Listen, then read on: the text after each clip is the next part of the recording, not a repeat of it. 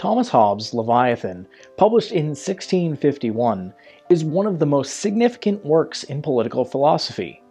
Written during the turbulence of the English Civil War, Hobbes presents his vision of government and society, advocating for a powerful sovereign to maintain peace and order. His arguments stem from his views on human nature, which he sees as inherently self-interested and conflict-driven. By constructing a framework for absolute authority, Hobbes sets forth a theory that continues to influence discussions on governance and authority. At the core of Leviathan is Hobbes' conception of human nature.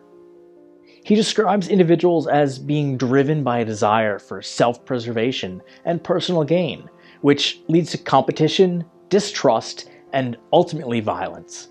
Without a central authority, society would descend into what he famously calls the state of nature, a condition where life is solitary, poor, nasty, brutish, and short.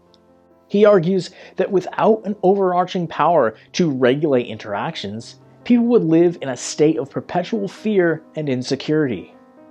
To escape this chaotic existence, Hobbes proposes the establishment of a social contract.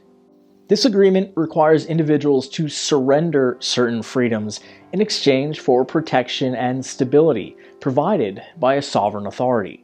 He insists that only a strong, centralized government can prevent society from falling into disorder. The sovereign, whether a monarch or an assembly, must have absolute power to enforce laws and maintain security. Hobbes rejects the idea that authority should be divided or subject to frequent challenges, as he believes this would lead to instability and conflict. Hobbes' justification for absolute sovereignty is deeply connected to his mechanistic view of the world. Influenced by contemporary scientific advancements, he likens society to a complex system in which each part must function harmoniously under a single directive force. He contends that any form of divided government, such as a balance of powers, would create inefficiencies and open the door to disputes that could lead to societal collapse.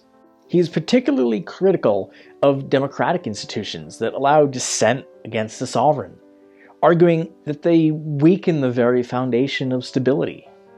A key aspect of Leviathan is Hobbes' rejection of the divine right of kings, which had been a prevailing justification for monarchy. Instead of relying on religious arguments, he constructs his case based on reason and observation. He asserts that authority does not come from divine will, but from a rational agreement among individuals seeking security. This was a radical departure from traditional justifications for rule and set the stage for later secular theories of government. Another striking feature of Leviathan is its discussion on religion and its role in governance. Hobbes argues that religious differences can be a source of conflict and that the state must have control over religious institutions to prevent unrest. He maintains that the sovereign should determine official religious doctrine, as this ensures unity and prevents factions from undermining authority. This perspective aligns with his broader argument that a stable society requires centralized control in all aspects of life.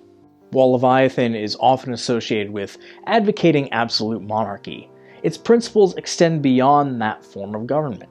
Hobbes' broader argument supports any political system that maintains order and prevents chaos. His emphasis on the necessity of a powerful governing body influenced later thinkers who sought to balance authority with individual freedoms.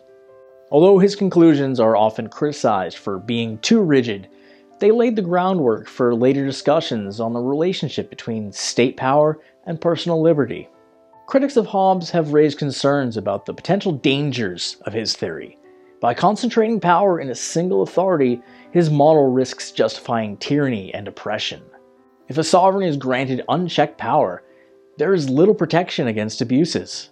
This tension between security and liberty remains a fundamental issue in political thought.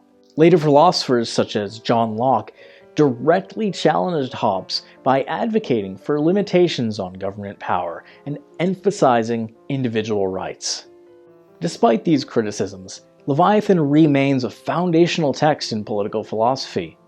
Hobbes' argument that government exists to prevent disorder continues to shape modern debates on authority and governance. His portrayal of human nature as self-interested and conflict-prone raises important questions about the role of institutions in managing societal tensions. His work also anticipates later theories in realism and social contract thought, making it relevant in discussions on political stability and the legitimacy of rule. In modern contexts, Hobbes' ideas can be seen in discussions on law enforcement, national security, and the role of state authority. Governments often justify strong executive power in times of crisis by invoking the need for stability, a concept directly tied to Hobbes' warnings about the dangers of an unregulated society.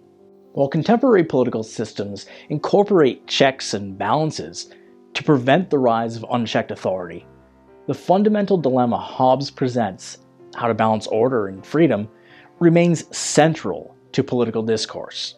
Leviathan stands as one of the most important works in the history of political thought. Hobbes' vision of a strong sovereign as the key to societal stability has influenced generations of thinkers and leaders. His portrayal of human nature as driven by self-interest and competition provides a foundation for his argument in favor of an absolute authority to prevent chaos. Although often criticized for its authoritarian implications, his work remains a crucial reference in understanding governance, power, and the social contract. The themes he raises continues to resonate in contemporary discussions on the nature of authority and the responsibilities of government.